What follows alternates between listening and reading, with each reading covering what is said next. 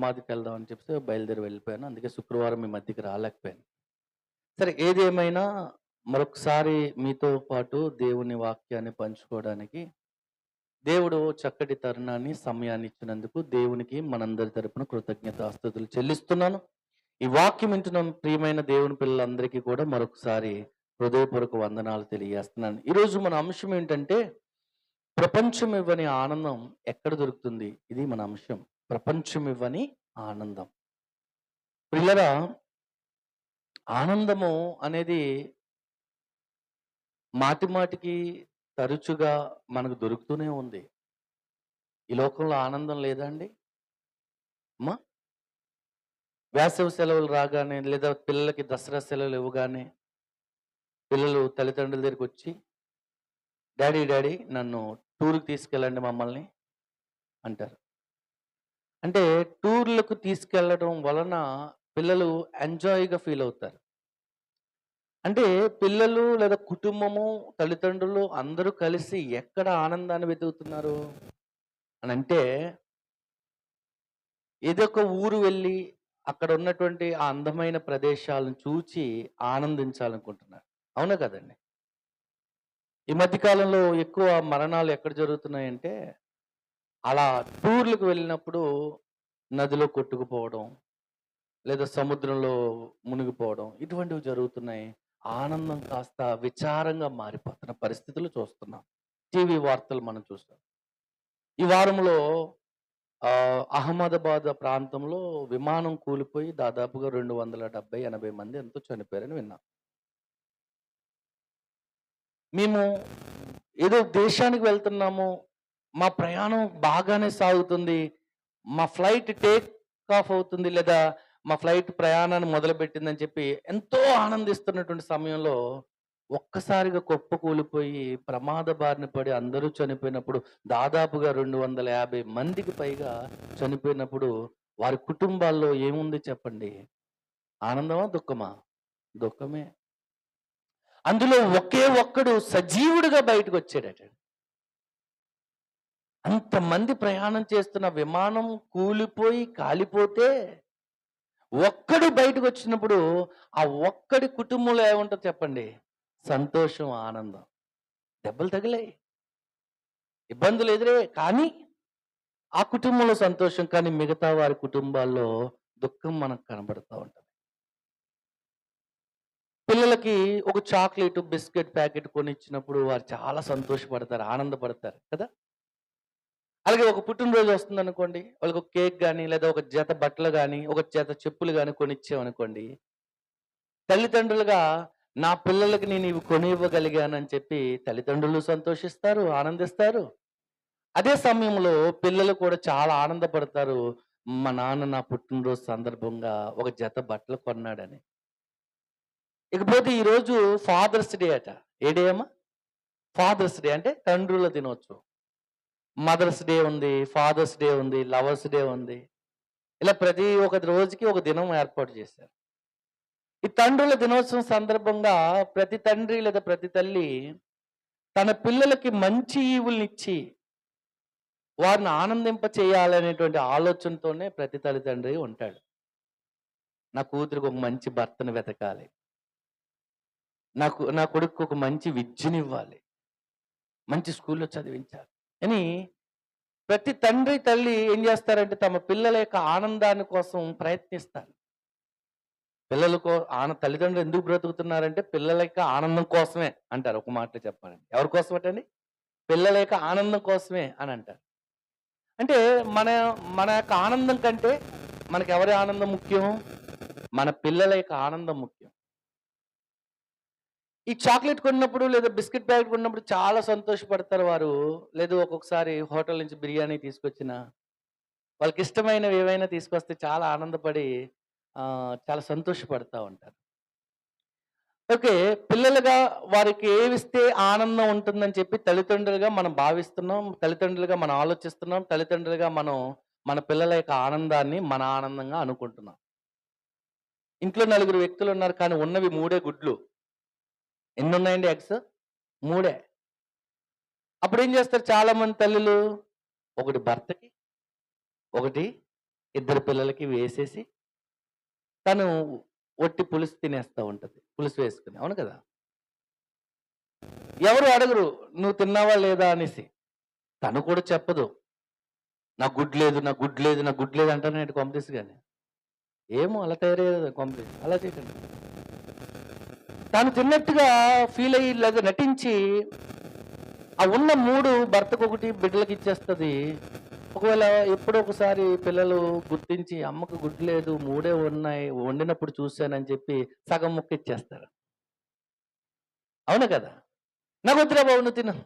నేనెన్నో తినున్నాను అలాంటివి. అంటే పిల్లలు తింటే ఆనందం. మనకేంటండి వారి కడుపు నిండితే ఆనందం. మనకు లేకపోయినా పర్వాలా. అంటే ప్రతి తల్లిదండ్రి ఇలాగే ఆలోచిస్తా ఉంటారు. ఓకే. మనం పిల్లల సంతోషాన్ని చూస్తున్నాం. పిల్లల యొక్క ఆనందాన్ని చూస్తున్నాం. మరి వారు ఏం చేస్తున్నారు? నన్ను కన్న తల్లిదండ్రులకి నేను ఆనందాన్ని కలిగిస్తున్నానా? లేదా? అనే ఆలోచన చేస్తున్నారా? లేదా? చెయ్యాలి. ఎవరు? పిల్లలు తమ తల్లిదండ్రులకు ఆనందాన్ని కలిగించాలి. విశ్వాసులు తమ సేవకునికి ఆనందాన్ని కలిగించాలి. దేవుని పిల్లలు ఆ! దేవునికి ఆనందం కలిగించాలి. ఎందుకంటే దేవుడు మనకి ఆనందాన్ని ఇవ్వాలనుకున్నాడు. అది కూడా ఎలాంటి ఆనందమో తెలుసా?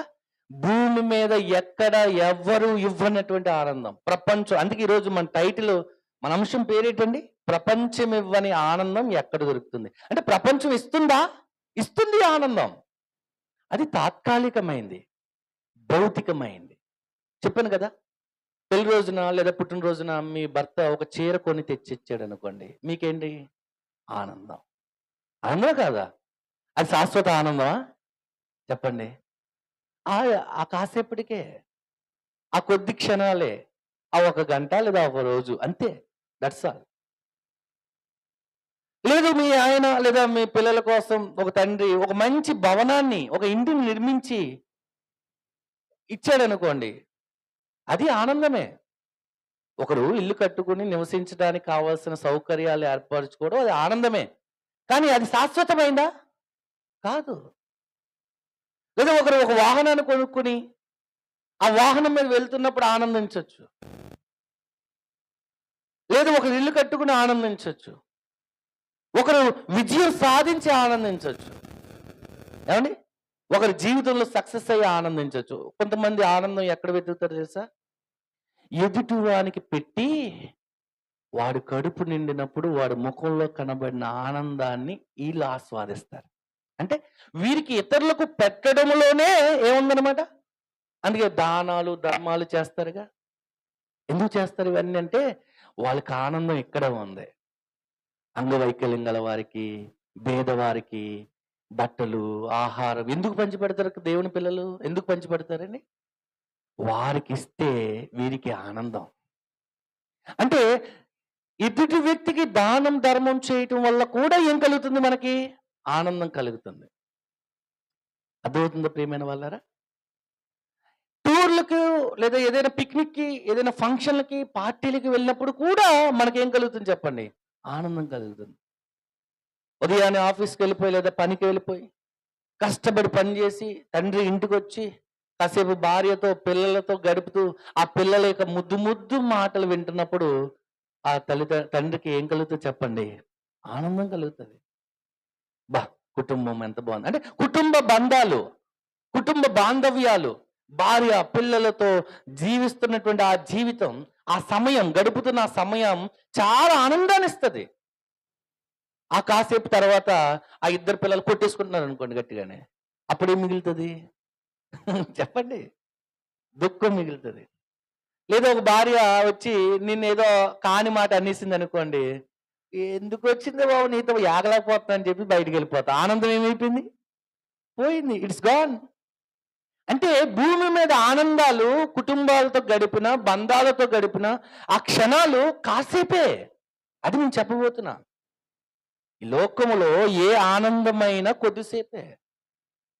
ఒకడికి బార్‌లో అంటాడు ఆనందం. ఎక్కడుందట? బా ఒకడికి ప్రయాణాల్లో ఉంది ఆనందం. తిరిగే చోటుల్లో ఉన్న ఆనందం అంటాడు. అంటే ఒక్కొక్కరు ఒక్కొక్క విధంగా ఆనందాన్ని వెతుకుతున్నాడు. ఒకడు కొండలెక్కడంలో ఆనందపడుతున్నాడు. హ్మ్. కొండలెక్కడంలో ఆనందపడుతున్నాడు.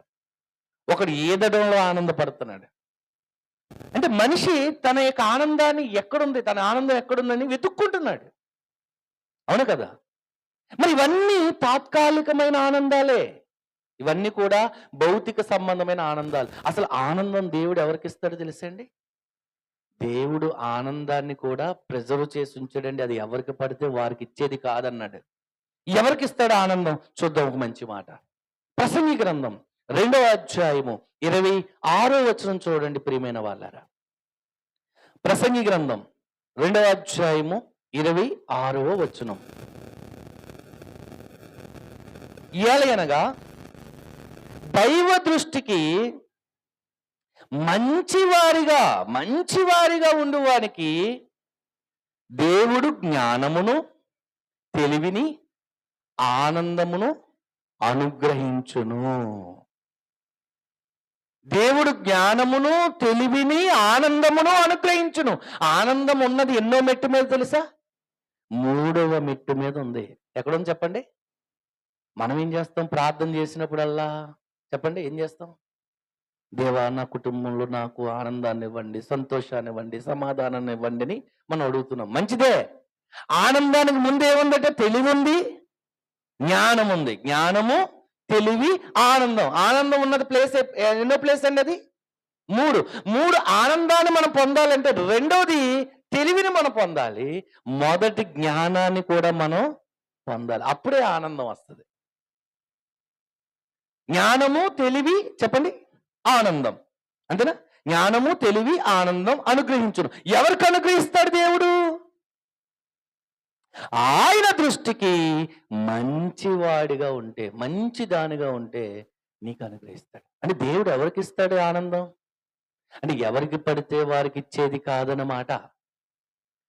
ఆయన దృష్టికి మంచిగా ఉన్న వారికి ఇచ్చేదన్నమాట. ఏంటది? ఆనందం. ఒక్క నిమిషం, బ్యాటరీ అయిపోతుంది.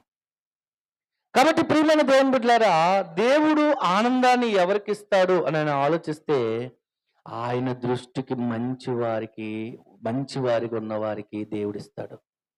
ఆనందంతో పాటు జ్ఞానాన్ని ఇస్తాడు, జ్ఞానంతో పాటు తెలివిని కూడా ఇస్తాడు. చూస్తున్నారా ప్రియమైన వాళ్ళారా? ఈ ఆనందం ఏమండి శాశ్వతమైనది. దేవుడిచ్చే ఆనందం ఏంటండి? శాశ్వతమైనది. ఎందుకంటే లోకం ఇచ్చే ఆనందం తాత్కాలికమైంది, భౌతికమైంది. అది కొద్ది క్షణాలు, కొద్ది నిమిషాలు మాత్రమే ఉండేది. మహా అయితే ఒక రోజు. టీవీ సీరియల్ చూస్తున్నప్పుడు, సినిమాలు చూస్తున్నప్పుడు ఆనందం ఎంతసేపు?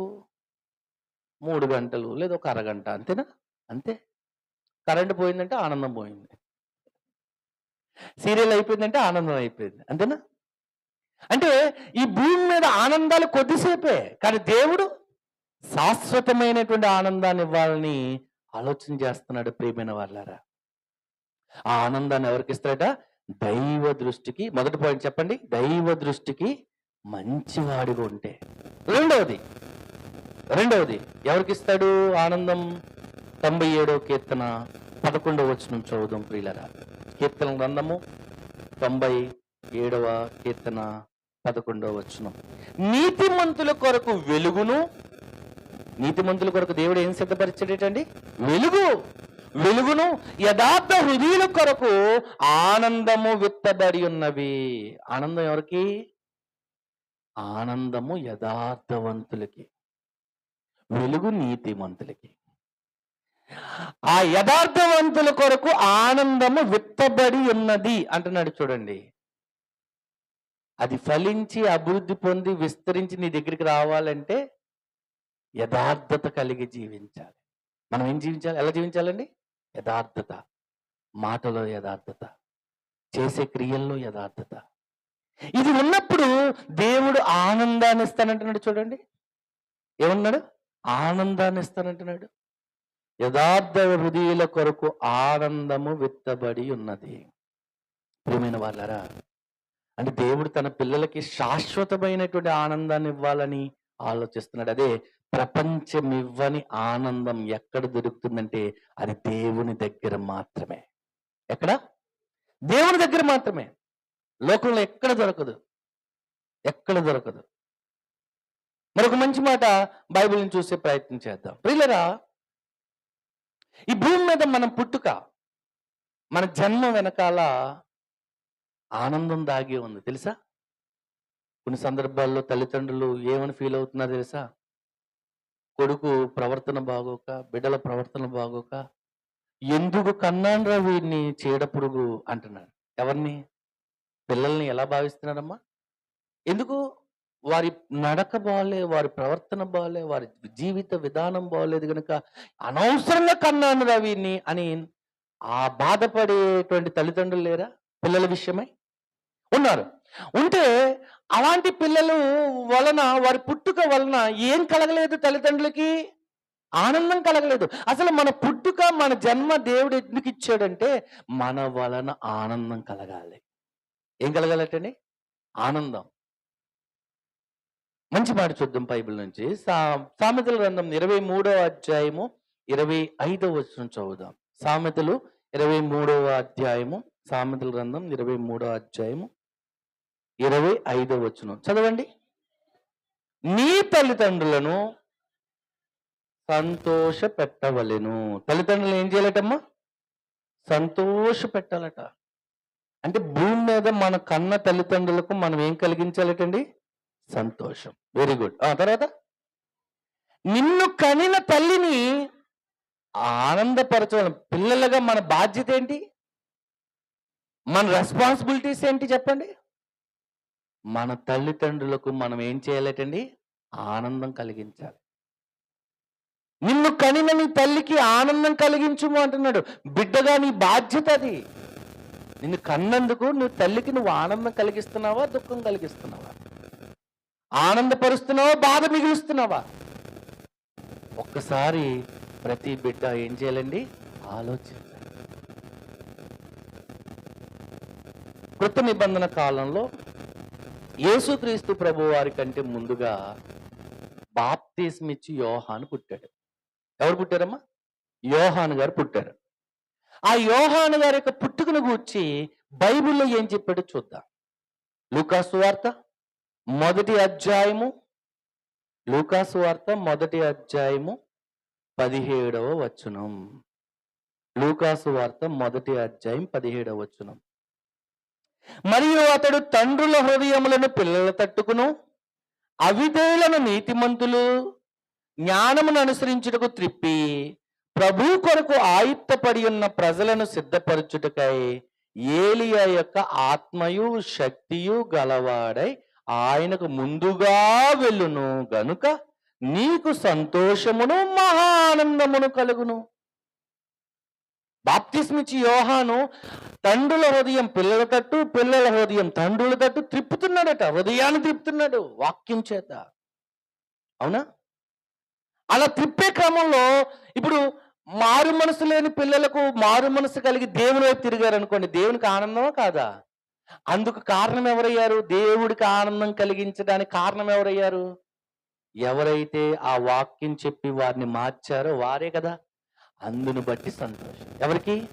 బాప్తిస్మిచ్చి యోహాను బట్టి దేవునికి, బాప్తిస్మిచ్చి యోహాను బట్టి కన్న తల్లిదండ్రులకి, జకరియా ఎలిజబెతులకి సంతోషం. ఇంకేమన్నాడు చూడండి. ఇంకేమన్నాడు? అతడు పుట్టినందున, అతడు, ఈ లైన్ చూడండి ఎంత బాగుందో. అతడు పుట్టినందున అనేకులు సంతోషింతుర. నేను అనేకులు ఏం చేశారటని? అంటే అతని జన్మ ఇతరుల యొక్క ఆనందానికి ఏమైంది చెప్పండి? కారణమైంది. ఇతరుల యొక్క ఆనందానికి ఏమైందండి? బాగా హడావిడిగా ఆనందంగా ఫంక్షన్ జరుగుతుంటే ఎవరో ఒకరు వస్తారండి. అది ఆడోళ్ళో తెలీదు, మగోళ్ళో తెలీదు. ఏమండి అప్పటి వరకు ఆనందం ఉందంటే అది దేవుడు ఇచ్చాడని అర్థం. సడన్ గా ఆనందం కాస్త విచారంగా మారిపోయిందంటే అది ఎవరన్నా? అపవాది, సాతాను. సాతాను లక్షణం ఏంటి చెప్పండి? తెలుసా తెలీదా? సాతాను లక్షణం ఏంటండి? మనకు దేవుడు ఆనందాన్ని ఇవ్వడానికి ప్రయత్నిస్తుంటే మన దగ్గర నుంచి ఆనందాన్ని తీసేయాలి అనేటువంటి ఆలోచన చేస్తాడు సాతాను కదా. ప్రియమైన వాళ్ళారా, హడావుడిగా ఆనందంగా ఫంక్షన్ జరిగితే అందరూ ఆనందిస్తుంటే ఎవడో ఒకడు వచ్చి ఏదో ఒక గొడవ పెట్టి ఆ ఆనందాన్ని అంతా డిస్టర్బ్ చేసేస్తాడు. ఉన్నారు అలాంటి వాళ్ళు?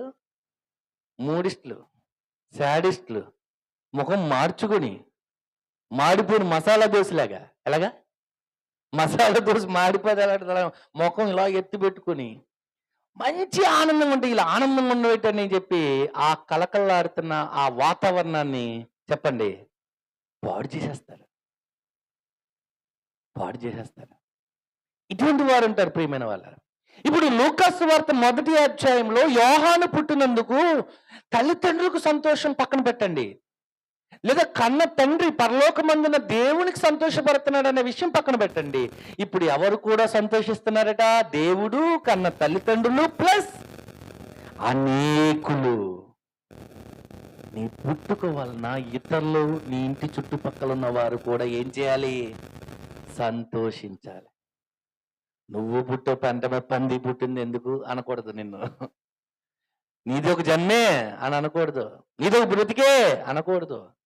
అనవసరంగా లోకంలో పుట్టే భారం లోకానికి, భూమికి భారం అనకూడదు. అలా అనిపించుకుంటున్నావు అంటే నువ్వు ఎంత చెడ్డగా బ్రతుకుతున్నావు ఒకసారి ఆలోచించండి. ఏమంటున్నాడు అక్కడ? ఆ లైన్ చూడండి ఎంత బాగుందో. గనుక అతడు పుట్టినందున, అంతేనా, అనేకులు సంతోషింతురా. నేను ఎవరు సంతోషమట? అనేకులుగా. ఒకని జన్మ అనేకులకు సంతోష కారణం అవుతుందా అంటే అవును. అవును ప్రియమైన వాళ్ళారా, మన జన్మ అనేకులకి ఎలా ఉండాలి?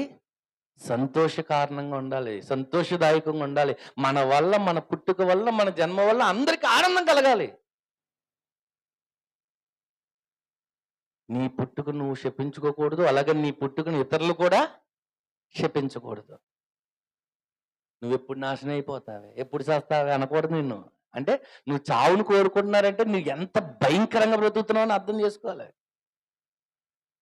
నువ్వు ఉండకూడదు అనుకుంటున్నారంటే నీ నీ బ్రతుకు ఎలాంటి బ్రతుకు అన్నది అర్థం చేసుకోవాలి. నీలాంటి 10 కాలాలు కలకల్లాడుతూ ఉండాలమ్మా అన్న అన్న అన్న మాట ఎలా ఉంది? నువ్వు ఎప్పుడు చేస్తావో నీ చావు కోసం చూస్తున్నాను అన్న మాట. సరే ఆలోచించండి ప్రియమైన దేవుని బిడ్డలారా. అంటే బాప్తిస్మం నుంచి యోహాను పుట్టుక తండ్రికి, పరలోకమందున దేవునికి, తల్లిదండ్రులకు, ఇతరులకు కూడా ఎలా మారింది? అది ఆనందంగా మారిపోయింది. సరే, తండ్రుల దినోత్సవం అంటున్నాం, ఫాదర్స్ డే. ఫాదర్స్ డే సందర్భంగా తండ్రికి నువ్వు శుభాకాంక్షలు చెప్పకపోయినా పర్వాలేదు, కానీ ఆయనకు అవమానం తేకుండా బ్రతికితే చాలు. అంతేనా? ఆయన పేరు మారుమోగిపోయేలా, లేదా ఆయన పేరు ఘనత కలిగేలాగా, ఆయన కీర్తి ప్రభావములు మహిమ కలిగేలాగా మనం బ్రతికితే చాలు మన తండ్రికి. ప్రియమైన వాళ్ళారా, ఏమండి? దేవునికి ఎవరి ప్రార్థన అంటే ఆనందం? చూడండి, ఒక మంచి మాట చెప్తాడు. సామెతల గ్రంథం 15వ అధ్యాయం 8వ వచనం. ప్రియమైన వాళ్ళారా, సామెతల గ్రంథం 15వ అధ్యాయము 8వ వచనం. భక్తిహీనులు అర్పించు బలులు యెహోవాకు హేయము, అంటే అసహ్యము అని అర్థం. భక్తిహీనులు అర్పించే బలి ఉందో చూసారా, దేవునికి అసహ్యం అంటున్నాడు. యథార్థవంతుల ప్రార్థన ఆయనకు ఆనందం. ఎవరి ప్రార్థన ఆయనకు ఆనందం? యథార్థవంతుల ప్రార్థన ఆయనకి ఏంటంట? ఆనందం. అంటే నీవు ప్రార్థిస్తే ఆయనకు ఆనందం కలగాలంటే నీ ప్రార్థనకు ముందు నీ జీవితంలో యథార్థత ఉండాలి. యథార్థత ఉండాలి. కొన్నిసార్లు వ్యాపారస్తులు ఎక్కువగా అబద్ధాలు ఆడాల్సి వస్తుంది. వ్యాపారస్తులు ఎక్కువ అబద్ధాలు ఆడతారు, మోసం చేస్తారు. నాకంటే మంచి సరుకు ఇంకెక్కడ ఉండదని అంటాడు. అంతే. నువ్వు కొనలేదా, వెళ్ళిపోయి గోతులు పడిపోతా అంటాడు. అయ్యి బాబాయ్, ఇదేలా ఉంది మంచిది, లేకపోతే నేను గోతులు పడిపోతానేమో, అంటే చెడ్డది ఏదో కొనేసుకుంటానేమో అని భయపడి కొనేసుకున్నాను. అంటే తన వస్తువుని అమ్ముకోవడానికి ఏదో ఒక మాట చెప్తూ ఉంటాడు. తప్పు. దేవుని పిల్లలకు అది తగదు. ఎందుకంటే యథార్థతను మనం ఏం చేస్తున్నాం అప్పుడు? చెప్పండి. లాభం కోసం ఏదో ఆ వస్తువుని ఏదో ఒక విధంగా అమ్మేయాలని చెప్పి మనము యథార్థతను కోల్పోతున్నాం. అది ఒకవేళ నిజంగా మంచిదైతే నో ప్రాబ్లం, దాని గురించి కాదు. చెడ్డదాన్ని మంచిదన్నట్టు భ్రమింపచేసి అమ్మేయడం, చూసారా? తక్కువది ఎక్కువకి అమ్మేయడం. అంటే ఈ విధమైనటువంటి చర్యల వల్ల మనం యథార్థతను ఏమైపోతున్నాం చెప్పండి? కోల్పోతున్నాం. అప్పుడు మన ప్రార్థన దేవునికి ఏం చేయదు? ఆనందాన్ని కలిగించదు. యథార్థవంతుల ప్రార్థన చెప్పండి ఆనందం కలిగిస్తుంది. ఎవరికి? దేవునికి. మరి విశ్వాసుల వల్ల పాస్టర్ గారు లేదా సేవకుడు, దేవుని సేవకుడు ఎప్పుడు ఆనందపడతాడు? సువార్థికుడికి ఆనందం ఎప్పుడు ఎవరి వలన కలగాలి అంటే విశ్వాసుల వల్ల. మరి సంఘం వలన ఆనందం ఆయనకి ఎప్పుడు కలుగుతుంది? ఫిలిప్పీయులకు రాసినటువంటి పత్రిక 4వ అధ్యాయము 1వ వచనంలో పౌలు భక్తుడు మాట్లాడిన ఒక అద్భుతమైన మాటను చూద్దాం. 4వ అధ్యాయం ఫిలిప్పీ పత్రిక 1వ వచనం. ఫిలిప్పీయులకు రాసినటువంటి పత్రిక 4వ అధ్యాయం 1వ వచనం. కావున నేను అపేక్షించు నా ప్రియ సహోదరులారా, నా ఆనందమును నా కిరీటమై ఉన్న నా ప్రియులారా. ఏమండి, ఇశ్రాయేలు తప్పు చేసినప్పుడు, ఇశ్రాయేలు పాపం చేసినప్పుడు దేవుడు వారిని ఏమన్నాడు తెలుసా? సర్ప సంతానమా, దోషభరితమైన ప్రజలారా, చెరుపు చేయి పిల్లలారా అని శపించాడు. ఎప్పుడు? ఇశ్రాయేలీలు తప్పు చేసినప్పుడు దేవుడు వారిని ఏమన్నాడండి? చెరుపు చెయ్యు పిల్లలారా అన్నాడు. ఏమని సంబంధించాడమ్మా? అలాగే బాప్తిస్మిచ్చి యోహాను కూడా మత్తయి సువార్త 3వ అధ్యాయంలో సర్ప సంతానమా, రాబో ఉగ్రత నుండి మిమ్మల్ని ఎవరు తప్పిస్తారు? మారు మనసు తగిన ఫలాలు ఫలించండి. అంటే పశ్చాత్తాపంతో మరలా రీబ్యాక్ రండి, దేవుని దగ్గరికి రండి, మరలా లోకంలో కలిసిపోకండి అని చెప్పాడు. మరి పౌలు గారు ఏమంటున్నారు ఇక్కడ? తల్లి శపిస్తున్నారా, ఆనందిస్తున్నారా? పౌలు భక్తుడు ఏమంటున్నాడు? ఫిలిప్పీయులకు రాసినటువంటి పత్రిక 4వ అధ్యాయం 1వ వచనం. కావున నేను అపేక్షించు నా ప్రియ సహోదరులారా, నా ఆనందము నా కిరీటమయ్యున్న నా ప్రియులారా. అంటే విశ్వాసుల మూలముగా, దేవుని భక్తుల మూలముగా, సంఘము మూలముగా పౌలు భక్తునికి ఏం కలుగుతుందటండి? ఆనందం. ఎలాంటి ఆనందం? ఒక రాజు కిరీటము ధరించినప్పుడు. ఎప్పుడు ధరిస్తాడు? సింహాసనం మీద కూర్చున్నప్పుడు. ఒక రాజు అధికారాన్ని చేపట్టి కిరీటం తన నెత్తి మీదకి వచ్చినప్పుడు, తన శిరస్సుపై ఉంచబడినప్పుడు ఏ విధమైన ఆనందం ఉంటుందో, సంఘాన్ని చూచి అదే ఆనందం కలిగి ఉన్నాను అంటున్నాడు పౌలు భక్తుడు. ఏమన్నాడు? నా ఆనందము నా కిరీటమై ఉన్న నా ప్రియులారా. లింగంబర్తి, ఏలూరు సంఘాల గురించి, లేదా నేను నా పరిచర్య గురించి, నా సేవను గురించి మొన్న మధ్యన జరిగిన మీటింగ్లో సేవకులందరూ చెప్తుంటే ఏమండి ఎంత ఆనందం. విన్నారు కదా మీరు? ఎంతమంది వచ్చారు? 26 ఓపెనింగ్. ఎంతమంది సేవకులు మరి సంఘాన్ని గురించి ఎంత మంచి సాక్ష్యం ఇచ్చారు. అంటే మన పరిచర్య, మన సేవ ఆనందాన్ని కలిగిస్తుంది ఎవరికి? సేవకుడికి. అందుకే బైబిల్ ఏముంటుందంటే విశ్వాసుల మూలంగా, లేదా సంఘ బిడ్డల మూలంగా సేవకుడికి ఏం కలగాలటండి? ఆనందం. అందుకే నా ఆనందము నా కిరీటమై ఉన్న నా ప్రియులారా అన్నాడు. నా ఆనందము. అంతేగాని నా పక్కలో బల్లెములారా అనకూడదు. ఎవరిని చూసి? విశ్వాసాలు చూసి అనకూడదు. ఎందుకంటే అలా అనిపించుకునే స్థితిలో మీరు ఉండకూడదు. అలా జీవితం, అటువంటి భక్తిహీనమైన జీవితం జీవించకూడదు. హెబ్రీ పత్రిక 13వ అధ్యాయం 17వ వచనం చదవండి, ఇప్పుడు మీకు అర్థమవుతుంది. హెబ్రీ పత్రిక 13వ అధ్యాయము 17వ వచనం. హెబ్రీలకు రాసినటువంటి పత్రిక 13వ అధ్యాయం 17వ వచనం. మీ పైన నాయకులుగా ఉన్నవారు, అంటే సేవకుడు లెక్క అప్పచెప్పవలసిన వారై ఉన్నారు. లెక్క చెప్పాలి ఎవరికి? దేవునికి. మీ పైన నాయకులు ఉన్నవారు లెక్క అప్పచెప్పవలసిన వారి వల్ల మీ ఆత్మలను కాయిచున్నారు. వేటిని కాస్తున్నారటమ్మా? విశ్వాసుల యొక్క ఆత్మలను, సంఘాన్ని కాస్తున్నారు, వారి ఆత్మలు కాస్తున్నారు. ఎలా కాస్తున్నారు? ఏదో ఇష్టానుసారంగా ఎవరికి పట్టించుకోకుండా, ఎవరికి లెక్కప్ప చెప్పవలసిన అవసరం లేదు అన్నట్టుగా కాదు. లెక్కప్ప చెప్పవలసిన వారిగా బాధ్యతాయుతంగా సేవ చేస్తున్నారు. వారు దుఃఖముతో పని చేసినలా నీకు నిష్ప్రయోజనము. విశ్వాసులకు ఎప్పుడు వేస్ట్ అయిపోద్ది, వ్యర్థమైపోద్ది మీ భక్తి? మీకు ఎప్పుడు నిష్ప్రయోజనం అవుతుంది అంటే సేవకుడు దుఃఖపడినప్పుడు. ఏ కారణాన్ని బట్టి సేవకుడు దుఃఖం కలిగిస్తున్నావు? నా వలన సేవకుడు ఆనందపడుతున్నాడా, దుఃఖపడుతున్నాడా?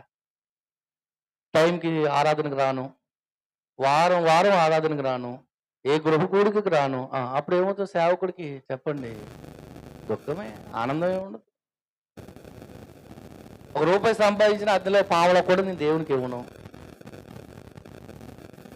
అండ్ ఇలాంటి పరిస్థితుల్లో మరి సేవకుడికి దుఃఖం కలుగుతున్నప్పుడు ఏమన్నాడు చూడండి, వారు మీకు నిష్ప్రయోజనం గనుక, వారు దుఃఖముతో ఆ పని చేసిన యెడల మీకు నిష్ప్రయోజనం గనుక దుఃఖముతో కాకుండా ఆనందంతో చేయనట్లు వారి మాట విని, ఏం వినాలి?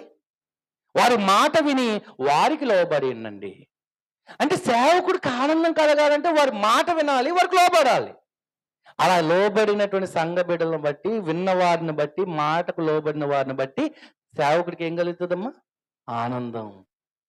అంటే మన పుట్టుక మన తల్లిదండ్రులకి ఆనందం కలిగించాలి. విశ్వాసులుగా మన సేవకుడికి మనం ఏం చేయాలి? ఆనందం కలిగించాలి. ఒక భక్తునిగా నీ వలన దేవునికి ఏం కలగాలి? ఆనందం కలగాలి. ప్రియమైన దేవుని బిడ్డలారా, యేసుక్రీస్తు ప్రభువారు సిలువ భారాన్ని మోస్తున్నారు. ఎన్నో అవమానాలు, ఎన్నో హింసలు ఆయన అనుభవించి, భరించి, సహించారు ఆయన. అవునా? సహించారు. ఎప్పుడైనా ఎవరైనా మీ ముఖం మీద ఉమ్మేశారా? చెప్పండి, వేసారా? పొరపాటున నోటి తుప్పర్లా తూలినప్పుడు మీ ఇద్దరి మధ్య ఉన్న బాండింగ్ అంటే ఫ్రెండ్షిప్ను బట్టి పర్లేదులే అని తుడి చేసుకుంటారు. ఎప్పుడు? కలిసి ఉన్నప్పుడు. అంతేనా? ఏదైనా చిన్న మనస్పర్ధలు వచ్చి ఎడబాటు వచ్చింది అనుకోండి, పక్కన ఉమ్మూసిన చూసావా నన్ను చూసి ఉమ్మేస్తుందంటూ. ఎప్పుడు వచ్చింది ఈ సమస్య? కలిసి ఉన్నప్పుడు తుడి చేసుకుని పోయావు, కానీ ఇద్దరి మధ్య ఏదైనా మనస్పర్ధలు వస్తే పక్కన ఉమ్మేసిన నన్ను చూసి వేసావని గొడవకు వస్తావు. ఎప్పుడు? బంధం చెడిపోయినప్పుడు. యేసుక్రీస్తు ప్రభు ముఖం మీద ఉమ్మేశారండి. ఏం వేశారమ్మా? ఉమ్ము వేశారు, గుద్దారు, పిడిగుద్దులు గుద్దారు. ఒకటి తక్కువ 40 దెబ్బలు కొరడాలతో కొట్టారు. శిరస్సు మీద ముళ్ళ కిరీటం పెట్టారు. యేసు నేను గుద్దిన వారు ఎవరో చెప్పని ఆయనతో దాగుడు మూతలాడారు. భుజాల మీద చాలా బరువైన సిలువను పెట్టి వీధుల్లో మోయించారు. ఈ అవమానాలు అన్నిటినీ సహించాడండి యేసు ప్రభు. ఎందుకో తెలుసా? హెబ్రీ పత్రిక 12వ అధ్యాయము 2వ వచనం చదువుదాం ప్రియమైన వాళ్ళారా. హెబ్రీ పత్రిక 12వ అధ్యాయము 2వ వచనం.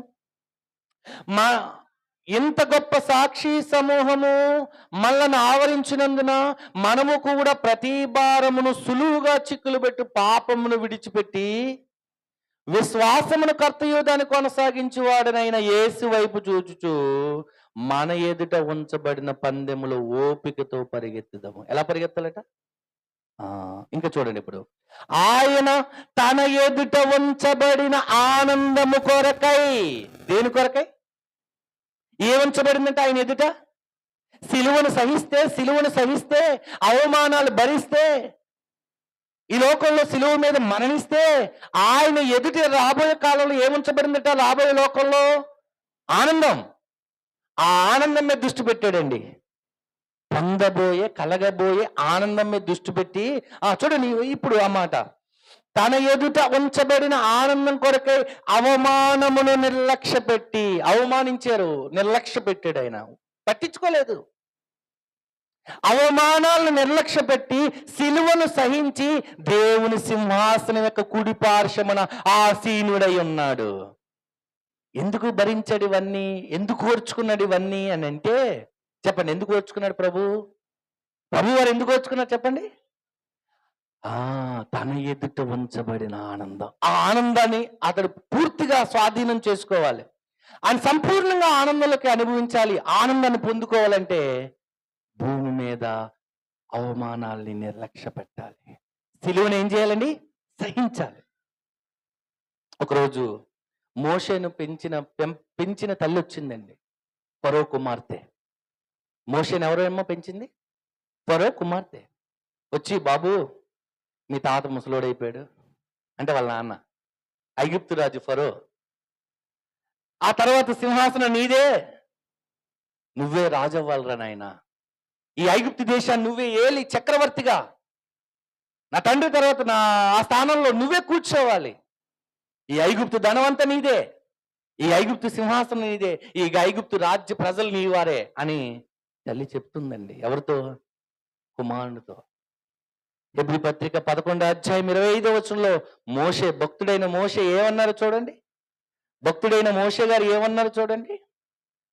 ఎబ్రీ పత్రిక 11వ అధ్యాయం 24-25 వచ్చిన, మోషే పెద్దవాడైనప్పుడు విశ్వాసమును బట్టి ఐగుప్తు ధనము కంటే, అంటే ఐగుప్తు ధనం కంటే గొప్పది ఇంకోటి ఏమైనా ఉందా? ఆ రోజుల్లో మొట్టమొదటి సివిలైజేషన్ ఎక్కడ ప్రారంభమైంది? ఈజిప్ట్లోనే ప్రారంభమైంది. ఐగుప్తు సామ్రాజ్యంలోనే. నాగరికత నాగరికత ఎక్కడ ప్రారంభమైందో తెలుసా? మొట్టమొదట ఐగుప్తులోనే. అటువంటి ఐగుప్తు సామ్రాజ్యము నీదిరా అబ్బాయి, నువ్వు ఏలాలి చక్రవర్తిగా అంటే, పెద్దవాడైనప్పుడు అన్నాడట విశ్వాసంతో, ఐగుప్తు ధనము కంటే క్రీస్తు విషయమైన నింద గొప్ప భాగ్యమని ఎంచుకుని. నింద భాగ్యమా? ఏంటి ఎవరైనా నిందల భాగ్యం అనుకుంటారా?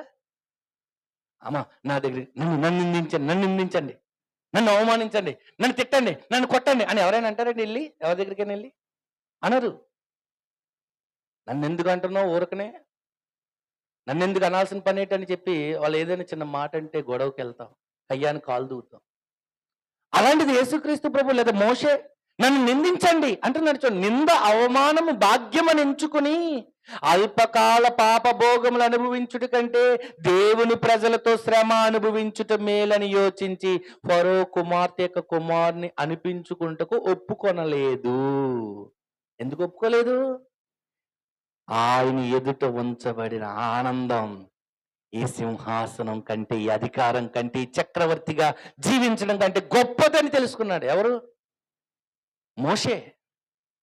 ఐగుప్తు సింహాసనాన్ని ఏలే ఆనందం కంటే, ఈ ఐగుప్తు ధనము కంటే, ఇదిగో నా రాజు ఇవ్వబోయే ఆనందం గొప్పదని చెప్పి ఆ పరలోక ఆనందం మీద దృష్టి పెట్టాడు కనుకనే ఐగుప్తు సింహాసనం నాకు వద్దు అని కాలదనుకున్నాడు.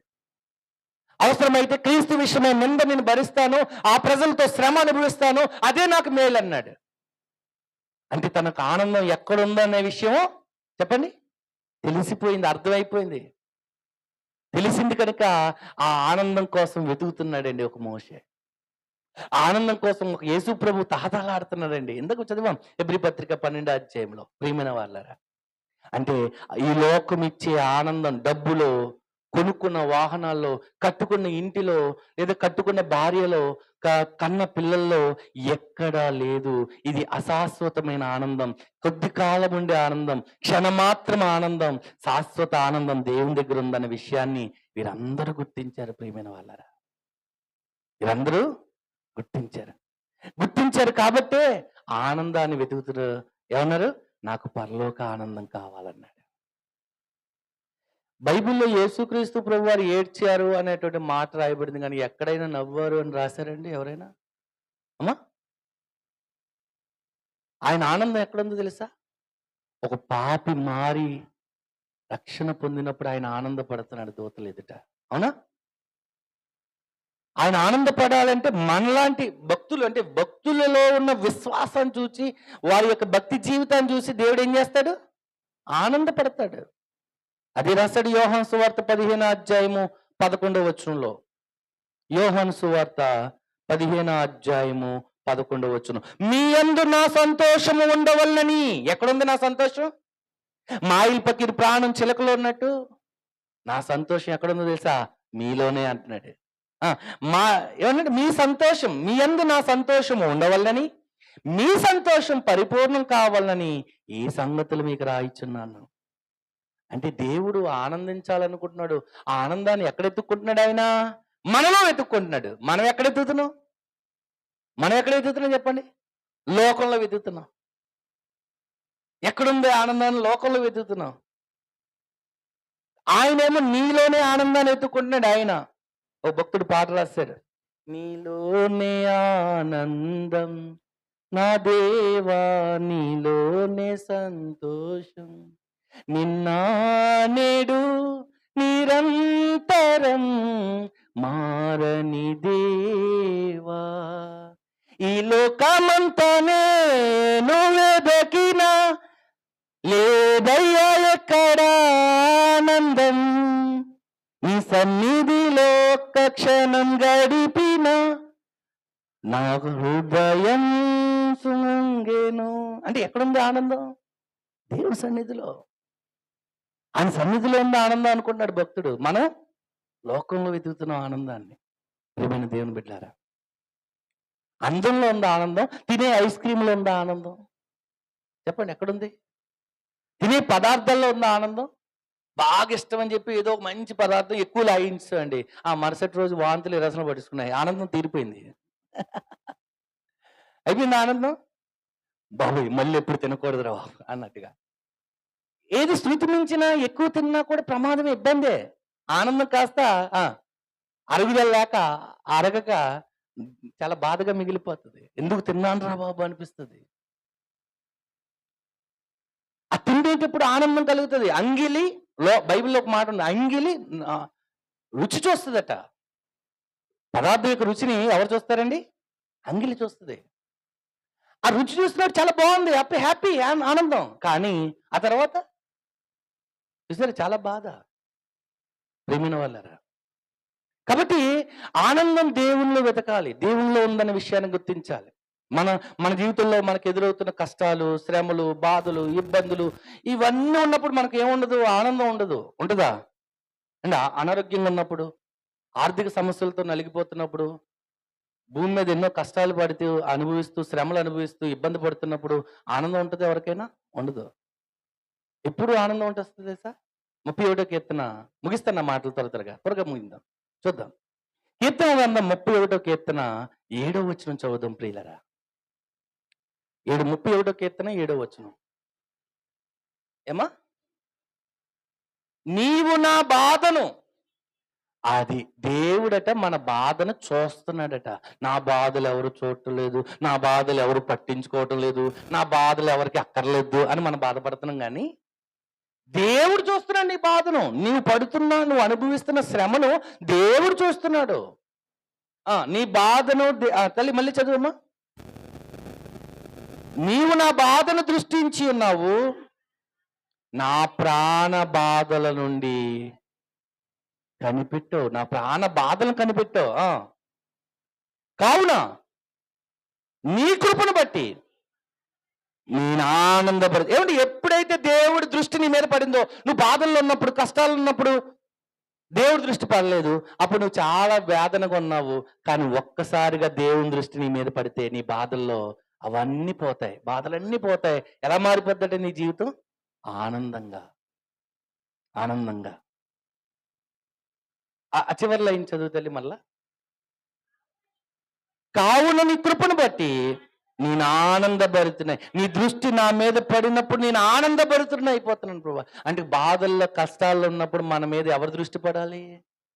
దేవుని దృష్టి పడాలి. అప్పుడు మన బాధ పోయి ఏం మిగులుతుంది? ఆనందం వస్తది.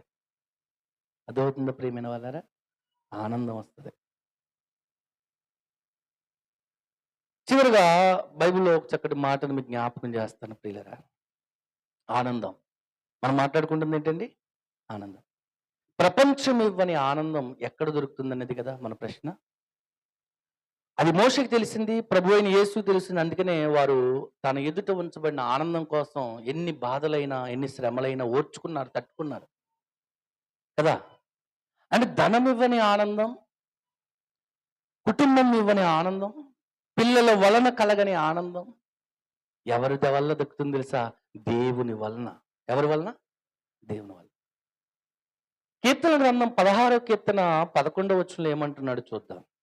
కీర్తన గ్రంథము 16వ కీర్తన 11వ వచనం. జీవ మార్గములో నీవు నాకు తెలిపితివి, నీ సన్నిధిని సంపూర్ణ సంతోషం కలదు. ఎక్కడుంది సంపూర్ణ సంతోషం? దేవుని సన్నిధిలో.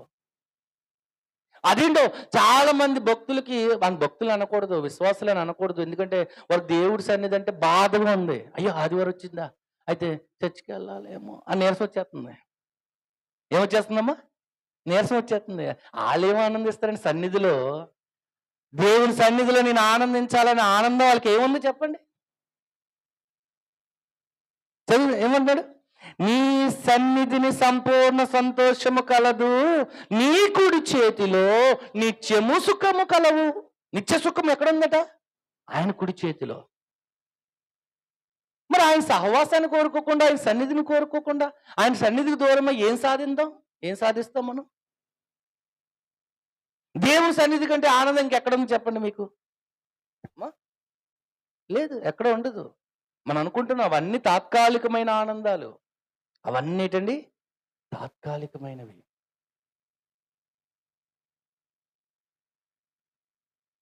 రోమపత్రిక 14 అధ్యాయం 17 వచనం. రోమీయులకు రాసినటువంటి పత్రిక 14 అధ్యాయం 17 వచనం.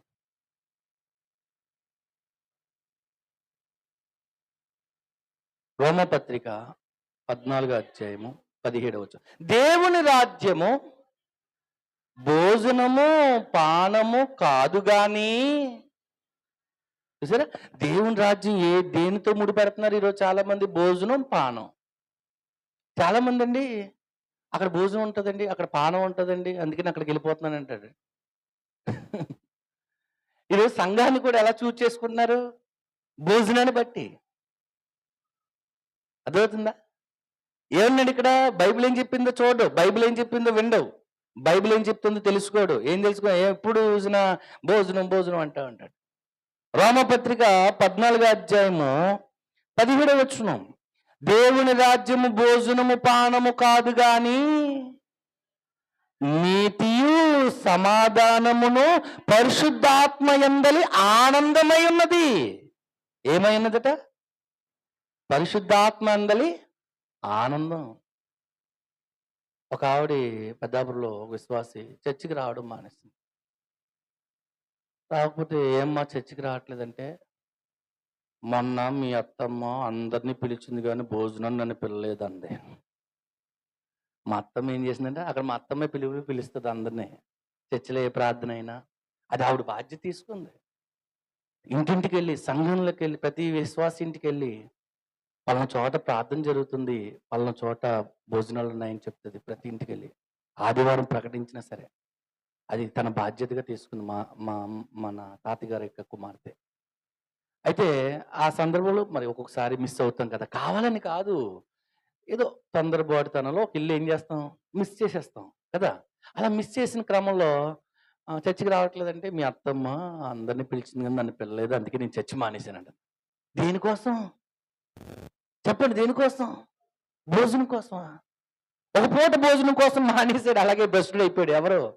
యాసావు. ఆ సంగతి రోజు వింటావు, చదువుతావు, కానీ చెప్పండి తెలుసుకోవాలి, పాటించలేవు. 30 వెండి నాళ్ళకి అమ్మేశాడండి. ఆనందం ఉందనుకున్నాడు 30 వెండి నాళ్ళలో. ఎవడు? ఇస్కరియోతు యోధ. ఏం ఆనందం సంపాదించాడు చెప్పండి 30 వెండి నాళ్ళు తీసుకుని? ప్రియమైన వాళ్ళారా, భోజన పానం కాదట. దేవుని రాజ్యం భోజనం పానము కాదు గాని నీతియు సమాధానమును పరిశుద్ధాత్మ అందలి ఆనందమై ఉన్నది. పరిశుద్ధాత్మ యందలి అంటే ఆనందం దేవుని రాజ్యంలో ఉంది. భోజనం కాదు అక్కడ ఉన్నది. ఏముంది? ఆనందం ఉంది. ప్రియమైన వాళ్ళారా, కనుక దేవుని రాజ్యం అంటే సంఘం. సంఘంలో ఏముందనమాట? ఆనందం ఉందంటున్నాడు. ఆ సంఘం ఎత్తబడినప్పుడు ఆ పరలోక రాజ్యానికి వెళ్తే అక్కడే ఉంది చెప్పండి ఆనందం. ఎంతకాలం? ఒక గంట, ఒక రోజు, ఒక నెల, ఒక సంవత్సరమా? కాదు, శాశ్వత కాలం. శాశ్వత కాలం. ఆ శాశ్వత కాలమైన ఆనందాన్ని ఒకడు అంటే పెళ్లి చేసుకున్నాడు, పెళ్ళి 10 సంవత్సరాలు అయిపోయింది. పెళ్ళి ఎన్ని సంవత్సరాలు అయిందమ్మా? 10 సంవత్సరాలు అయిపోయింది. భార్యతో బాగా నరకవేతన అనుభవించాడట. పాస్టర్ గారండి మావిడికి నేను విడాకులు ఇచ్చేస్తానండి అన్నాడు. పాస్టర్ గారి దగ్గరికి వచ్చి ఏమన్నాడమ్మా? మావిడికి నేను విడాకులు ఇచ్చేస్తానండి, ఇచ్చేసి పరలోకానికి వెళ్ళిపోతానండి అన్నాడు. ఇదేటయ్యా, విడాకులు ఇచ్చేస్తే నీ భార్యకు నువ్వు పరలోకం ఎలాగ వెళ్తావు అంటే, చచ్చిపోయాక ఏమున్నాయండి అన్నాడు. చెప్పండి ఏమున్నాయి? స్వర్గం నరకమే కదండి. ఆ నరకం 10 ఏళ్ళగా దీంతో అనిపిస్తేనండి, ఇక మిగిలిన ఏముందండి? సంతోషమే కదా, అక్కడికి వెళ్ళిపోతానండి అంటున్నాడట. ఇటు తెంచేసుకుంటే ఎక్కడ పోతాడట? 10 ఏళ్ళగా అనిపించాడు నరకం, తెంచేసుకుని పరలోకానికి వెళ్ళిపోతాడు అంటే. చచ్చిపోయి 2 ఉన్నాయి కదండి అంటాడు. ఎవరికి చెప్తాడు పాఠాలు చెప్పండి? సేవకుడికి చెప్తాడు. మరి అంటే అలా చాలా మంది నరకము యొక్క బాధ ఎంతకాలం అంటే అది కొద్ది కాలం అనుకుంటున్నారు. చాలా జీవితకాలం, యుగ యుగాలు నరకంలో బాధ ఉంటుంది. యుగ యుగాలు సంతోషం ఉండేది ఎక్కడంటే పరలోకంలో, దేవుని దగ్గర.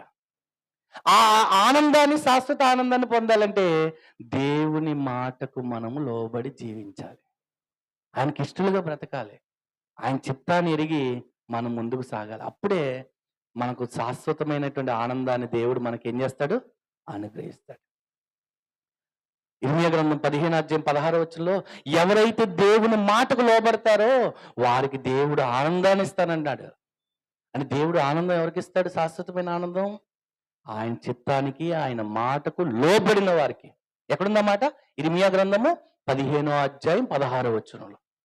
కనుక అలాంటి శాశ్వత ఆనందము ఆయన దగ్గర ఉందనే విషయాన్ని జ్ఞాపకం చేస్తాడు. ప్రియులరా, కనుక లోకం ఇవ్వని లేదా ప్రపంచం ఇవ్వని ఆనందం ఎక్కడ దొరుకుతుంది అంటే అది దేవుని దగ్గర మాత్రమే.